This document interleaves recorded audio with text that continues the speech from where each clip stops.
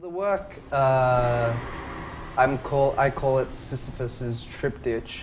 It involves three versions of myself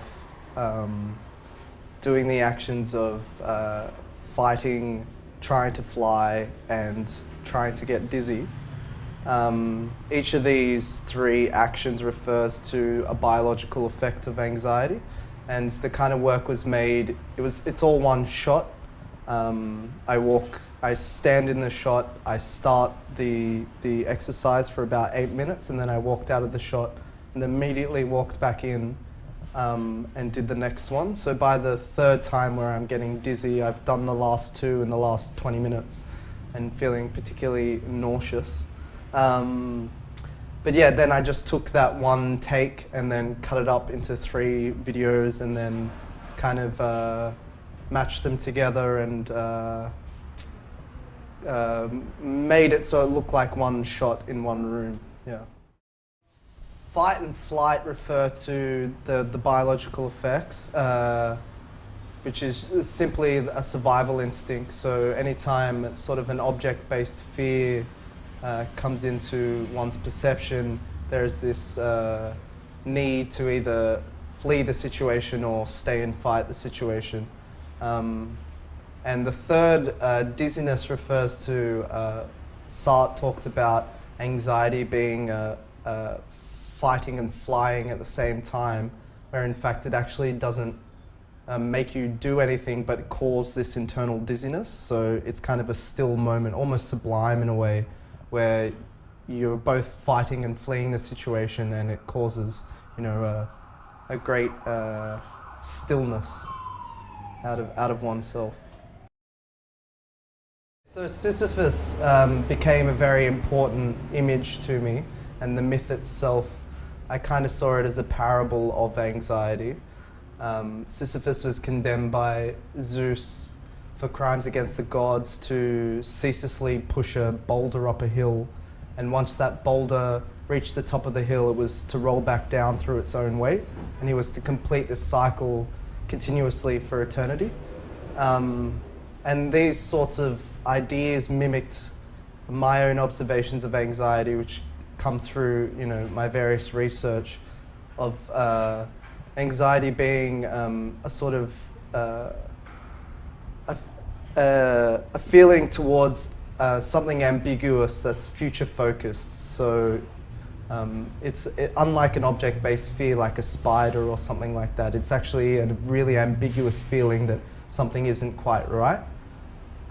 So this sort of forces this need to constantly propel oneself and work in order to quell one's own anxiety. So this kind of produces mundane, boring work, you know, small little baby steps towards some ill-defined goal that might exist, but constantly completing this cycle of re-evaluation, then finding a goal, achieving that goal, and then back again to re-evaluation. So I kind of saw the toil that Sysiphus is enduring as something similar to the way our own anxiety works, and kind of this absurd nature to it all. Why am I pushing this boulder up the hill? I'm not entirely sure, but it's something that I'm compelled to do through my own fear and evaluation of where my life is, I guess, at the moment. The idea of the push in itself mimics, you know, pushing oneself. So he's physically pushing a boulder, but I'm pushing myself to meet my goals. So the push becomes very important as well, both in its physicality and its sort of metaphoric implications as well. The video "To Roll" is actually the first entry on Richard Serra's verb list, which is a list he wrote in the late 60s, where he was kind of concerned with the processes of art. I saw this list as the perfect list for anxiety in terms of my own anxiety. So I've turned doing one video within this list into a whole show, which will be at First Draft Gallery in August. And it's basically me attempting to complete each item on the list. So the first one was "To Roll," where I pushed the block of clay back and forth in a small room until it turned into a ball of clay. And so I'm going through all of them, so it goes from to roll, to crease, to fold, to store, and trying to encompass this idea of anxiety being this perpetual working, mundane sort of work, and trying to incorporate those into each one of these things on the list. So yeah, the idea for the show is to complete the list and have all the remnants, all the residue from doing each one of these tasks left over in the gallery, perhaps with some form of documentation of the act itself. Because Richard Serra only ever did, I think, 1 or 2 of the tasks on the list, so I felt it's important for me to complete it for him. Whether or not he likes it, I don't really mind.